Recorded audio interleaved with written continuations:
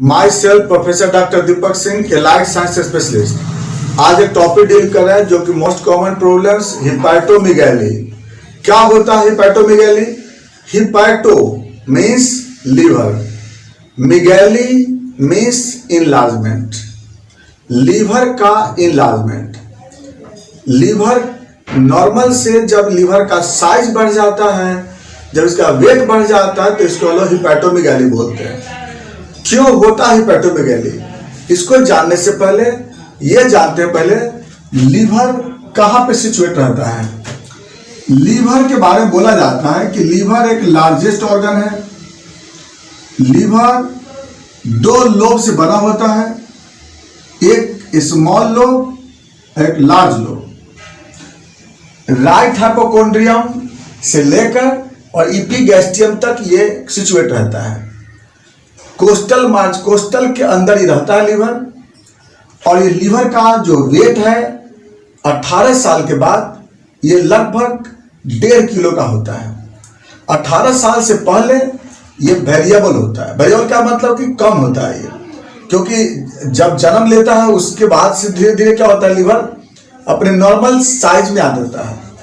और 18 साल के बाद इसका जो वेट और लेंथ एकदम फिक्स हो जाता है, क्योंकि 18 साल से पहले ये कम रहता है।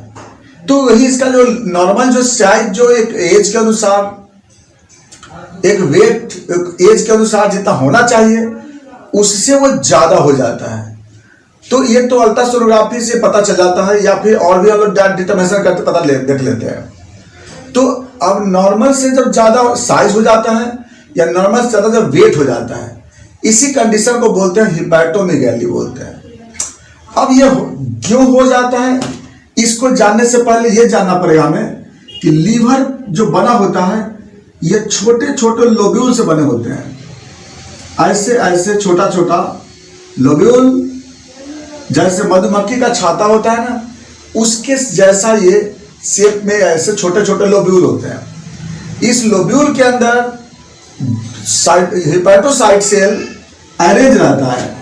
इस लोब्यूल के अंदर हम चलेंगे, लोब्यूल का फोटो ऐसे चलेंगे अगर, तो इसके अंदर हिपैटोसाइट सेल ऐसे अरेंज रहता है ना? एक तरफ साइनसॉइडल कैपिलरी कैनालिकुली होती है, कैपिलरी, और एकदम बाइल कैनालिकुली होता है। तो साइनसॉइडल कैपिलरी और बाइल कैनालिकुली ऐसा जो होता है ये अरेंज रहता है चारों तरफ से। और इसमें बीच में सेंट्रल वेन होता है, जो कि ये जो ब्लड है सेंट्रल वेन के बाद यह हिपैटिक वेन में चला जाता है। इसके बारे में हिस्टोलॉजिकल स्ट्रक्चर हम लोग नेक्स्ट वीडियो बताएंगे।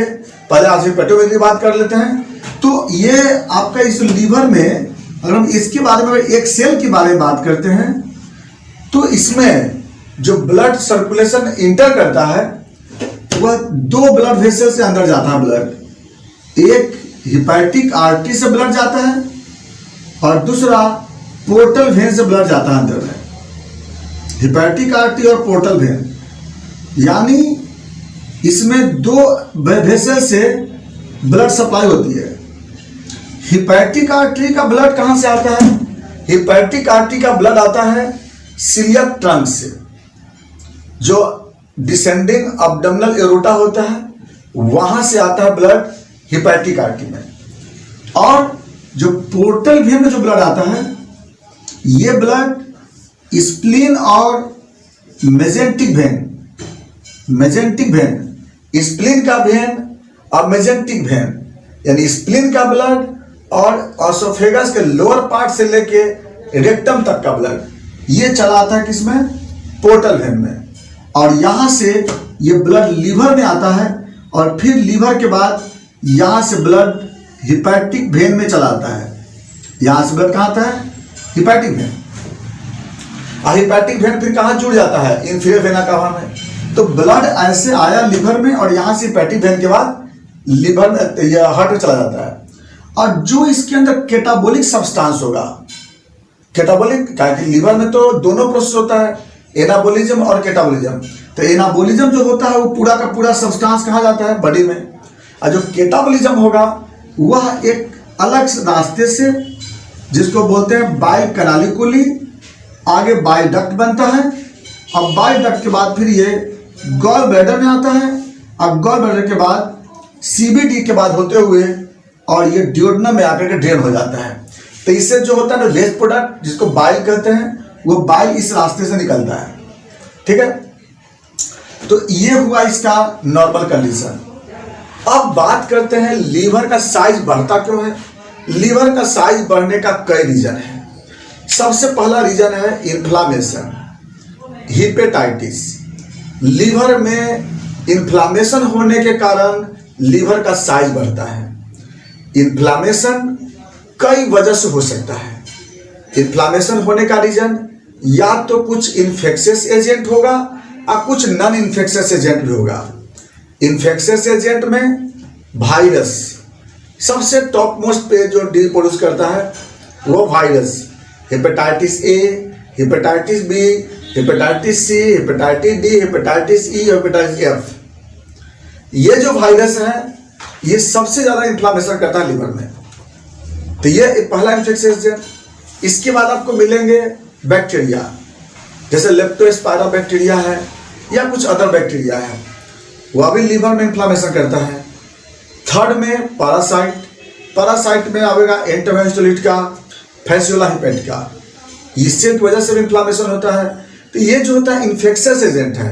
कभी कभी फंगस भी है, कैंडिडा अल्बिकेंस, यह भी इन्फ्लामेशन करता है। इसके बाद कुछ नॉन इन्फेक्शियस एजेंट जैसे ड्रग्स, ट्रॉमा या फिर अल्कोहल, इसके कारण भी क्या होता है कि हेपेटाइटिस होते रहता है। जैसे ट्रॉमा है, एक्सीडेंट के कारण ट्रॉमा हो गया, ब्लो इंजुरी हो गया, किसी तरह से हो सकता है।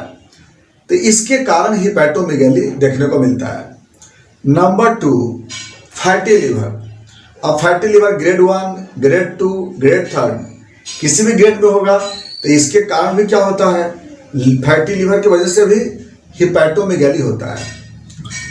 Third, tumour. लीवर में ट्यूमर होने के कारण, बेनाइन ट्यूमर, चाहे हिपैटोसाइटोमा है या हेमेंजियोमा है, इसके कारण, या फिर मैलिग्नेंट ट्यूमर, अगर कैंसर अगर हुआ उस केस में भी यहाँ पर हिपैटोमेगैली होती है। प्राइमरी